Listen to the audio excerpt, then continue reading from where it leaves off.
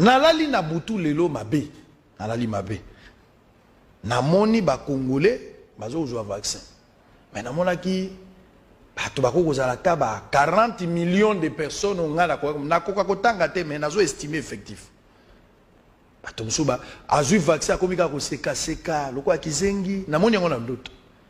Bato mususu bazui bazo komona su bien te bakomi na problème misu bato mususu bazo lenga bato mususu bakomi ko bizengi. J'ai vu ça la nuit. J'ai pleuré, moi j'ai dit ça c'est quoi? Baïbisinga ba effet secondaire ya vaccin. Wana na ndoto. Parce que Canada, bato bazui ba vaccin au biso to ozwa. Canada bazui. Mais ba effet secondaire nion sur l'état zozwa en charge. Azala bopito, structure à santé vanda. Mais pas na biso, il faut me dire ici, ba effet secondaire nion sur ko sala na bato, ba ka wana ba victime. Nana kozwa bango en charge. Soki ba personne o bazala ki d'abord porteur ya virus ya nani ya malade oyo. Ya COVID-19 bazole lanzala awa wana cinquantenaire et bongo lelo ceux qui penda bato bakomi na ba problème effet secondaire to suka nango wapi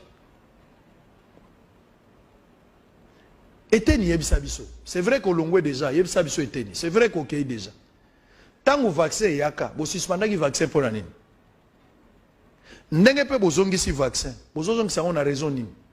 Moi, je n'arrive pas à comprendre. Malgré l'explication PSI, Nandenga m'a bêté, biso te comprendre. Pourquoi il faut tous un vaccin? Pourquoi? Tout ça, là, nango, nini.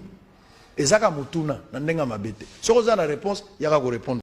Nalali na butu lelo mabe. Nalali mabe. Namoni ba Congolais, bazo jouer vaccin. Mais namona ki, bato bako kozala ta ba 40 millions de personnes ngala ko na koka kotanga te mais nazo estimer effectif. Bato musuba azui vaccin komika ko seka loko akizengi namoni yango na ndoto.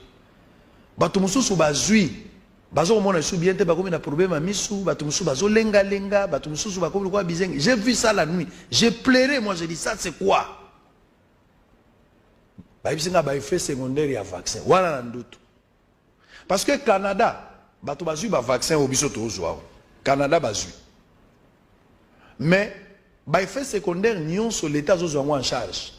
Azala bopito, structure à santé vanda. Mais pas na biso, il faut me dire ici, ba effet secondaire nion sur ko sala na bato, ba ka wana ba victime.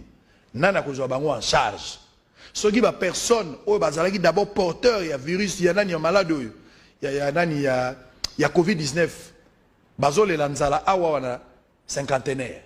Et bongo lelo ceux qui penda bato bakomi na ba problème effet secondaire to suka nango wapi.